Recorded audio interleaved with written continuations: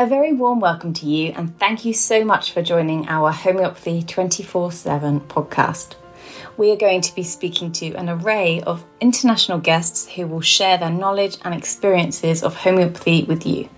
We will discuss all types of subjects such as remedies, symptoms, and stories of health. No matter where you are with your homeopathic journey, we aim to inspire you on your quest to natural health and living. The podcast is brought to you by Greensmith, the founder of Homeopathy 24/7, which is a global platform connecting you with a homeopath wherever you are in the world, 24 hours a day. So let's get started with today's chat. Please welcome Mary Greensmith. Hello, thank you so much everybody for coming and joining us today. And I'm really pleased to welcome back Ekta Kaur Ross. Welcome, Ekta, lovely to see you. Lovely to be here, and thank you for inviting me. Ekta, I'm inviting you because you have a really interesting story to share about IBS, about how that affected you previously, how you used homeopathy, and of course, mainly how homeopathy can be really useful to some of our listeners here today. Yes, exactly. So I thought when we were thinking about, discussing the topic of IBS, I thought, what better way to start than let's talk about me. And so IBS, what is IBS? It is irritable bowel syndrome. And just to add, there is IBD, which is irritable bowel disease. And in mainstream, we use the word syndrome when we have a bunch of signs and symptoms, but we're not necessarily sure about the cause. And we use the word disease when we know the cause, or mainstream say they know the cause. So, for example, an IBD will be Crohn's disease. Okay. So IBS is one of those where you go for the checks, just as I did. So I was a woman in my early 20s, and so I had a endoscopy, so a camera going down this way. I also had a colonoscopy, camera going upwards. Also thrown in, I had an ultrasound over my ovaries and uterus because I was expressing and explaining about a bunch of symptoms, but they couldn't find anything through their diagnostic methods. And this is what IBS is. Irritable bowel syndrome, where they can't find something in pathology. They cannot find a physical problem. They cannot work out a reason. And so they give it the label IBS. And why IBS? Because your symptoms are based around your intestines, your diarrhea, perhaps constipation, bloating, discomfort, perhaps even stomach cramps. So there's a collection of these kind of gastro, GI tract, digestive system symptoms, but nothing can be found. No pathology can be found. And so you end up with this label, and they say to you, go away, you have IBS, and you have it for life, is usually what they say to you. And that's exactly what they told me. And I was like, it really does deflate you when you get told you've got something for life and we can't do anything about it. Yes, of course. Yeah, so usually mainstream they might give you something for excessive diarrhea. They might give you something for excessive constipation. I use the word excessive because the reason why you're feeling bad is because it's more than normal. So, it might last for days. It might last for months. It might last for years. And so that's the best they will do. Very often, IBS people, when they've had it for several years, feel quite gloomy, understandably. So then mainstream will start telling you to take antidepressants, things for your mood, to lift your mood up. And so you're down this spiral of things that do we need to do it? You'll also be advised on food, diet changes. Obviously, if something is going to make you worse, you try to avoid eating that. Mhm. So diet will play a big part. And I've also heard of people, because I have people with IBS who have come to my clinic who come arriving with lots of use of antibiotics. Okay. And it's almost like a feeling that they throw everything at it because they're not sure what to do with it. And quite often you would go to the doctor, wouldn't you, saying, look, I've got these symptoms, just sort the symptoms. Yeah. That's what I really want. And that's what they're doing with their prescribing, isn't it? They're saying, okay, you've got this diarrhea, so we'll give you something for the diarrhea. So they're treating the flares, the symptoms that you're experiencing, and not addressing the cause of it. And of course, we do see this quite a lot, don't we? We see IBS underlying in many, many clients who we talk to. Yeah. So there's such a close link between our mind and our stomach. And so I often say that even in self-prescribing, if you are suffering a bout of constipation, bloating, gas, stomach cramps, and you want to self-prescribe, go to your anxiety remedies. Yeah. Think about those remedies and try and find a match there, because you may, and quite pleasantly, be surprised that your stomach symptoms calm down or they ease. So there is this very close link. And this is what I loved about the homeopathy when I was suffering, because I tried everything, I gave up my dairy and, reduced my gluten. I did all sorts of things. But in the end, when I realized afterwards, I wasn't actually dealing with the cause. And the cause was my mental emotional state. Yeah. And when I started looking at it in that way, and I had my homeopath, and lo and behold, my IBS symptoms, eased off and then dissipated and then were gone. And the approach was about me, the whole of me, my mental, emotional, and my physical symptoms. And that's how I got my homeopathic plan, and which I followed. And then, and I'm in a much better place, after that. I'm so glad that you mentioned the anxiety side of it, because this is definitely what I see in my practice. And you're absolutely right in that your emotions directly affect your digestion. Obviously, they do, because also your hormones directly affect your digestion too. So it makes sense to me that everything is related. And I love the fact that actually you're saying to your clients, I understand this is the physical symptom, but let's talk about that emotional thing. What is actually happening? Yeah. Yeah. So, in homeopathy, so many of when people arrive with what we say a presenting complaint, and it's a physical problem, the cause very, very often is an emotional response to some event in the past.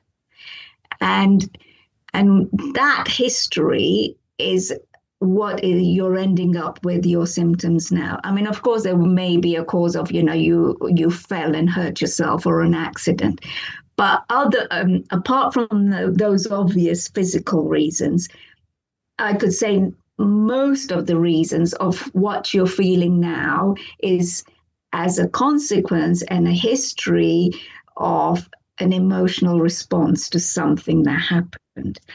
And this is homeopathy at its best, because we will work with you and navigate our way back to that place and make a plan to reset you from that time.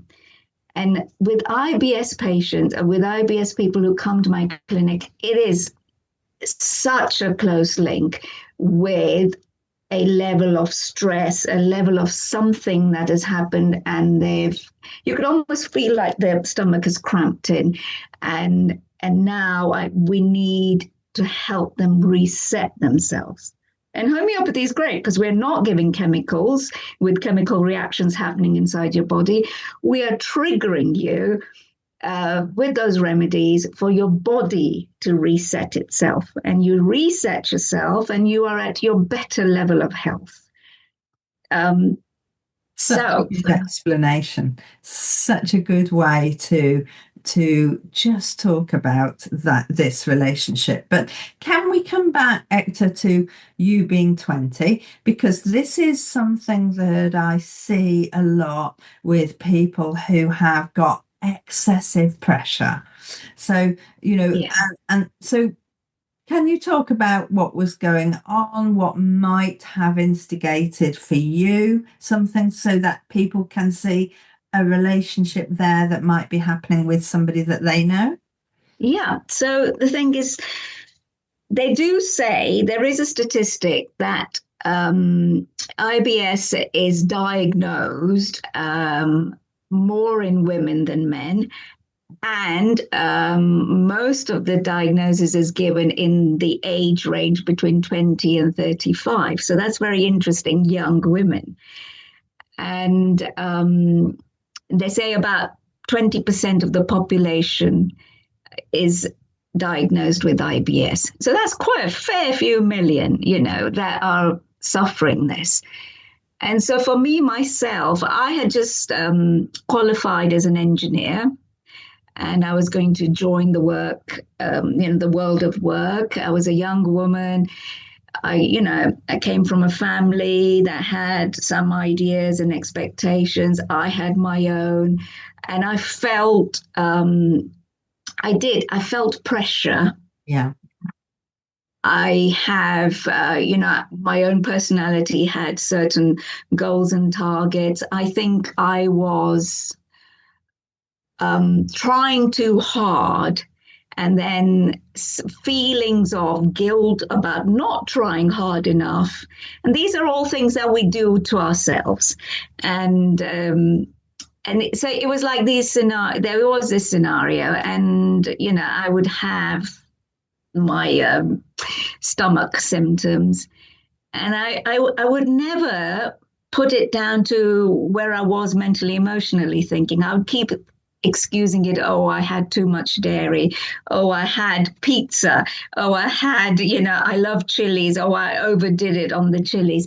And I never really thought this is happening pretty regularly. And it must be something a little bit more to this.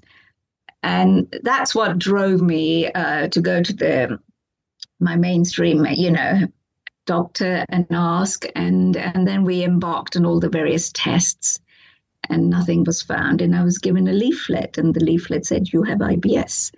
So I asked, what should we do? And I was told, nothing. You go away and eat better. Now, that might be my bad luck, the person I met, because I hear now, there is an emphasis and a recognition on having a less stressful life and, making effort to acknowledge your anxieties and, try and de-stress yourself. So now I think that when you do go to mainstream, the mainstream medical world, they will say to you, look at your diet, look at your stress levels.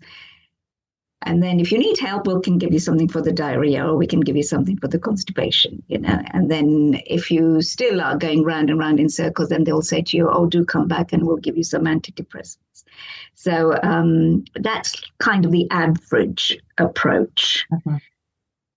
So with me, because I was feeling the way I was feeling, and I've always been interested in the complementary world, then I started investigating. And once I started using homeopathy, it didn't take long for me. It actually, because I am going to jump in now to the homeopathic approach to this problem. You've got the acute symptoms to resolve. Yeah. And you've got these constitutional in the background, the general improvement, which will then reduce the need for these acute remedies. And so what I found when I started my homeopathy was I did need a lot of the acute in the beginning, but because I'd started constitutional, that slowly the need for that reduced over a period of time. And then it was over. I could almost say it's over, so let's just go back and verify exactly what we mean by constitutional prescribing. Yeah. So constitutional. So in these cases like IBS, so you've arrived and your specific complaint, your individual complaint is that you are getting a lot of diarrhea. And then we take the case. What do we mean by take the case? We're going to talk about a few of your mental, emotional feelings. We're going to talk about all sorts of things about you. Do you get lots of headaches? Are you a thirsty person?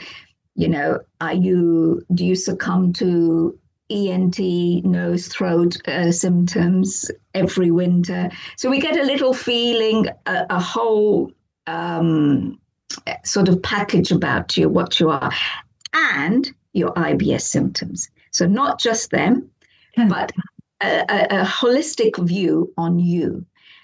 And then can I just interrupt again? Sorry, can I just interrupt again? And can you explain what exactly you mean by mental and emotional symptoms? Yeah, good question. So mental and emotional would be like, are you the kind of person who somebody has queue jumped and gone ahead of you when it wasn't their turn?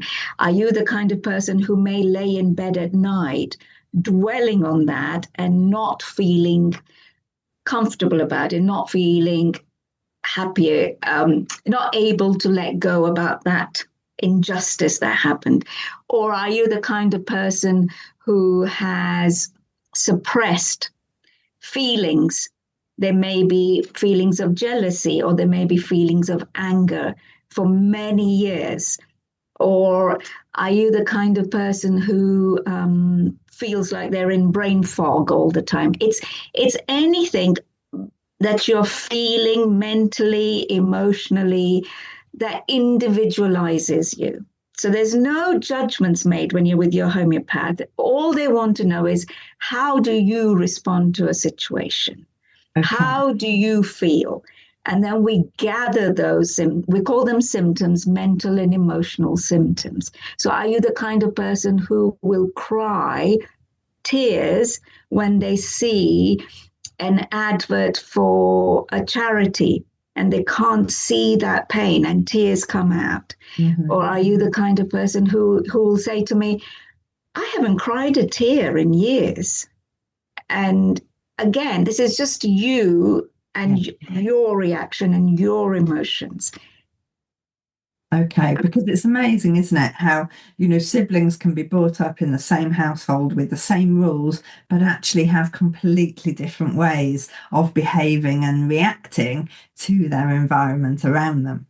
Yes, and this is it. We are all individuals, so we will be exposed to the same, let's say, sad movie, a tragedy movie, and some of us will think about it for days afterwards.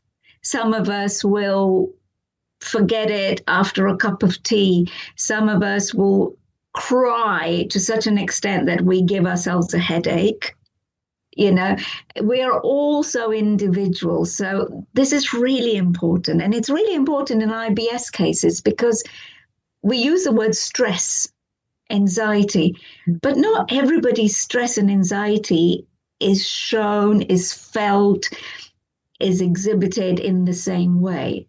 So when you do an IBS case, you spend a lot of time trying to understand, what is this person? How do they respond? How do they react? Always remembering there is no judgment made. We just want to know how you feel, how you respond, and that will help us to identify the best homeopathic remedy for you. Let's have a look at some of those remedies then, because obviously we know that the actual physical symptoms of IBS are also going to be very varied. Yeah. So obviously in this chat today, we cannot really talk about constitutional treatment because every case is individual. But like I said to you, there's a two-pronged approach here. One is to help you ease off those physical symptoms you're having, the bloating, the diarrhea, the stomach cramps, the constipation. And the other is to build your constitutional plan to get you back to your best level of health. So in the physical symptoms, so what is IBS again? IBS is a problem in your colon. Yeah. And what is happening is the muscles are either working too much, too fast, too hard. So they are squeezing along, which is causing you the diarrhea, or they're too sluggish, they're too slow. And that is causing you constipation. It may be that your nerve endings in that area are hypersensitive. So that's not your norm, but they're hypersensitive. So a little bit of gas or wind makes you feel really bloated and really uncomfortable. So we say it could be a hypersensitivity in your nerves, or it may be your microbiome, your microorganisms in that area, because we have almost 100 trillion fungi, parasites, bacteria, viruses, protists living in our gut. And there may be an imbalance there. So, and that may be what's making you feel so uncomfortable and having your various symptoms. So these are like, the physical things that are going on in an IBS scenario. So, coming back to your remedies. So the first thing you really think about, my most frequently used remedy is Nux Vomica. Okay. Nux Vomica is one of those remedies that has a big affinity to the GI tract linked to the mind. Big affinity. So as a self-prescriber, you are suffering with IBS and you have this feeling of, you go to pass your stool and you pass very small amounts of stool. So notice it's neither diarrhea nor constipation. It's this thing in between. And it's like you don't feel like you've cleared enough. You finish, you go away, and after a few 10, 15 minutes, you feel like you need to go again. So when you have this level of feeling combined with a sense of irritation and quite a short temper, and your frustration, this is where Nux Vomica comes into play. It would be, a really good remedy to try. And people always ask me, how much should I take? What potency should I take? So as a self-prescriber, the best thing to do is always stick to the lower potencies. So great middle of the road potency is 30C. You take Nux Vomica 30C, and rule of thumb, I use the Ekta way, I call it the 333. So it's the 30C 3 times a day for 3 days. And you follow that as a general sort of dose guide, and you should feel better in yourself from it.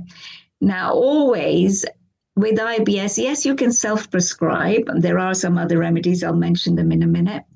But when it's been going on for a while, I do encourage you to consider taking constitutional homeopathy. Work with your homeopath, who will then, instead of keep symptomatic relief going round and round, okay, you feel a bit okay again, then it happens again a month later, then it happens again 2 weeks later. Let's go more deeper level and try and ease this cycle you're in and get you out of that cycle, So actually what you're saying is that these remedies that we're looking at will help you today. But what also homeopathy can be doing is helping so you don't get these symptoms ongoing. Yeah, again and again and again. But it is very difficult for somebody to self-prescribe a constitutional remedy that would help you do this, because you need an unprejudiced observer to go back and ask what was happening. And you can think, okay, well, yes, I went through this and I went through this, but you don't necessarily understand the emotion that came out or the energy related with each emotion for each event. And that's where a homeopath is very well trained to be listening to the energy level of each emotion. Yeah, the emphasis that you felt, because when you're feeling something, you make assumptions. Oh, well, that's normal. Yes. Or that's acceptable. Or, oh, well, it's very hard for you yourself when you're dealing with your own emotion to think, is this a extreme emotion? Is this, what would happen? Mm-hmm. What I say to people is that homeopathy is not going to change your personality, okay? But if you think about a really sharp box, homeopathy will soften the edges of that sharp box. So if you're going to be a person who's always going to feel jealousy, we're not going to change that personality. But what we will change, what we can achieve, is those feelings of extreme, and to almost soften that feeling. Yes. And then when you soften that feeling, the person feels they're in a better place. And when you feel you're in a better place, you make better decisions. And you may not expose yourself to something that maybe makes you feel extremely jealous. So it's very interesting. I will get patients where, a parent will come and say, oh, my child is this. And I look at them and say, we're not changing personalities here. Your child is always going to be this. Yes. But we can soften that sharp edge. Yes, that's a really nice way to think of it, because quite often I will say it's my job to help you feel more comfortable in your world, in your environment. And of course, if we do feel more comfortable, if we feel confident and competent, then we are less likely to be feeling jealous or angry or whatever else it is, because we just feel more comfortable in our world. Yeah. So going back to another remedy, which we don't often talk about, one of my favorites is the Aloe Socotrina. I don't know if you know about this one. And aloe, as in aloe vera, is a big remedy for the digestive tract. Yeah. But the Aloe Socotrina is very interesting. So it only grows on the island of Socotrina.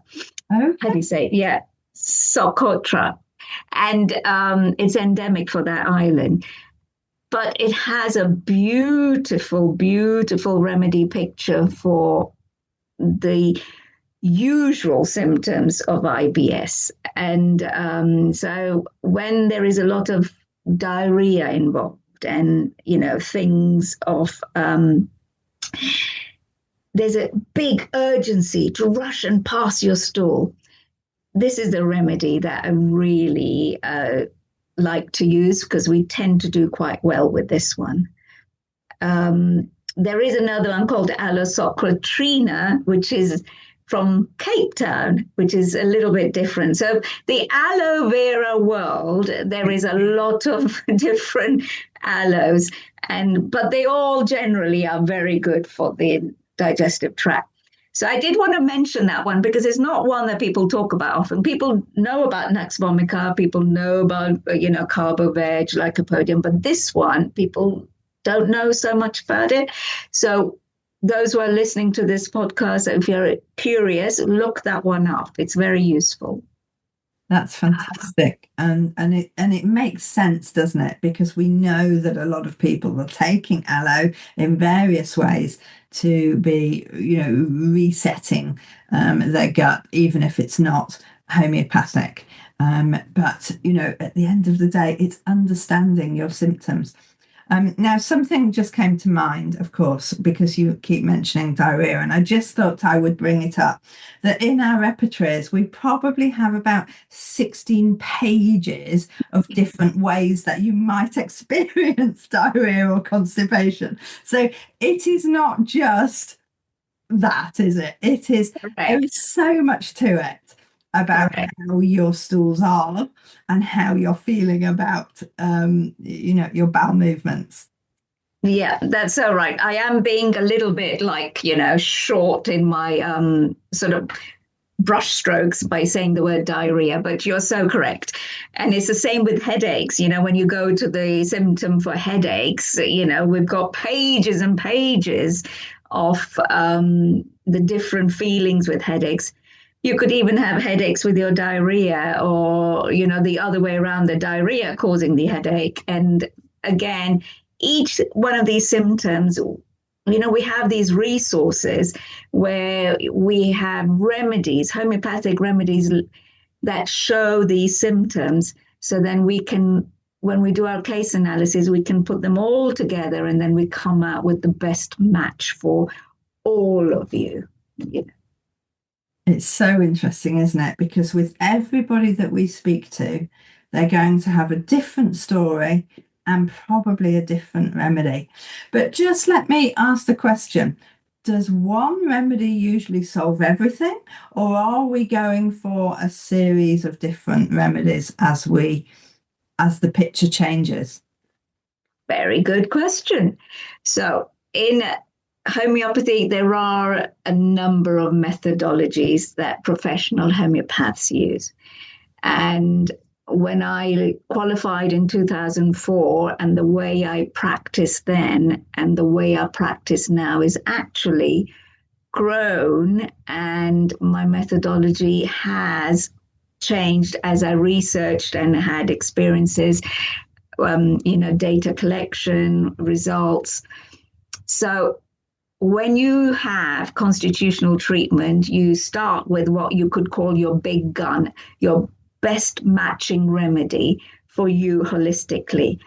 But I would also probably add in some organ support. I would also add in those acute symptoms that you're having. So there may be some remedy plan there. So I'm sorry, I'm not answering your question straight, because it's quite hard to answer it because it's individuals. Yeah. And so interestingly enough, the big gun remedy for me back in my early 20s is the same remedy even now. But along the way, there was a change. Okay. And I seem to have come back to that first main remedy that I was given. So it's almost like the onion is your best level of health, and the layers of the onion on top are the layers we are peeling off. And what remedy do we need to peel that layer off? And it doesn't always have to be exactly the same remedy that we used for the first layer. And there may, in layer number 5 down here, your presentation of you, it may warrant a new remedy. There will be remedies that are linked, families of remedies that work together as complements, remedies that work well one after the other. How do we know this? These are data collection from years and years, hundreds of years put together in our resources. So our 2 resources are our Materia Medica, that's our remedy information book. So on the aloe, explanation, Nux Vomica, explanation on the symptoms. And the other resource, our repertories, where we have our symptoms and what remedies do well with that specific symptom. So gushing stool, which is really, really watery when it first releases itself, that will be in the repertory. And gushing stool, watery gushing stool. And next to it will be the homeopathic remedies that this symptom has been seen with. And so we have these two, what I call these two resources. We have a Materia Medica book and our Repertory book. And then we use the two to do your case analysis and get to your remedy. It's fascinating, isn't it? Because, of course, the more you hear, the more you realise, oh my goodness, there's so much more to learn here.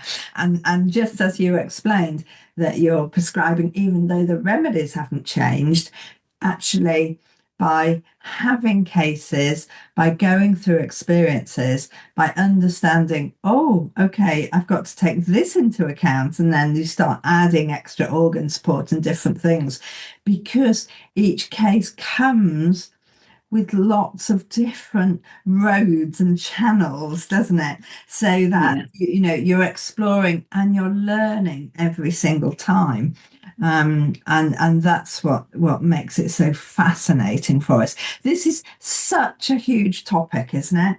And I know that you're going to be putting together some resources and some more writings and things like that we can point people to. Yeah, I'll do a couple of blogs on IBS, and it's one of those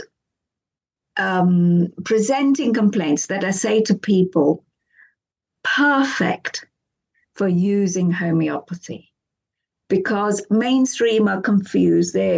Why are you having this? They can't find a direct cause for them to treat. Yeah. And homeopathy is looking at you as a whole, and that's what IBS needs, to look at you as a whole.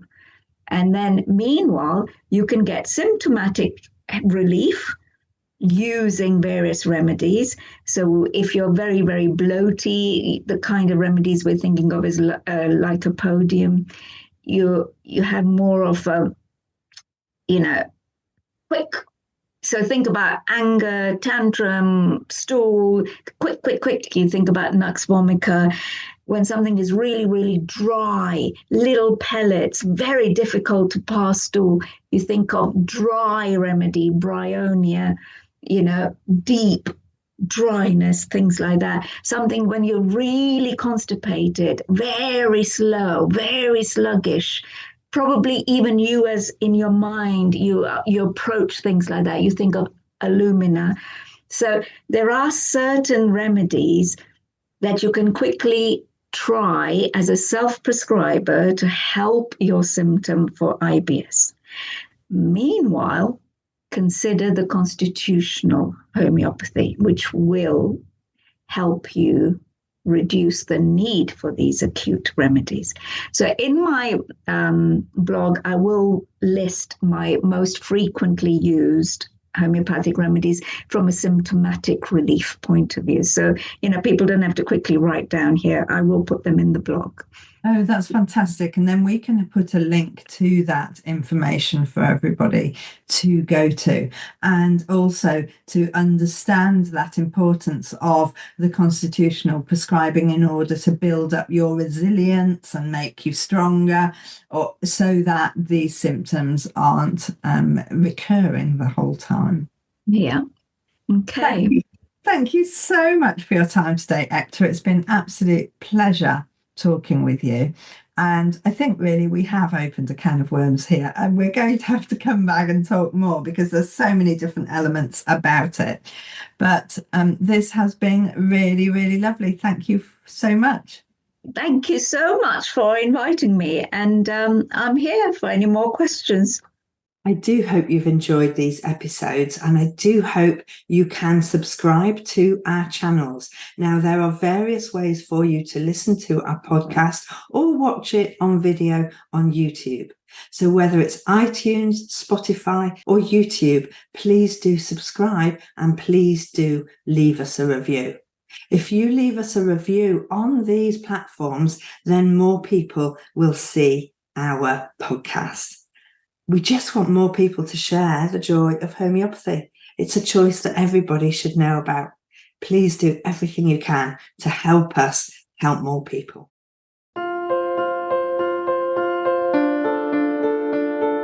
We hope you enjoyed today's episode and look forward to listening to our next one. Please don't forget to follow our podcast on your chosen channel, and please do leave us a review so we can continue to share homeopathy with as many people as possible. If you do have any questions, please do reach out to us on any of our social platforms mentioned in the show notes. We at Homeopathy 24/7 hope to empower you on your natural health journey.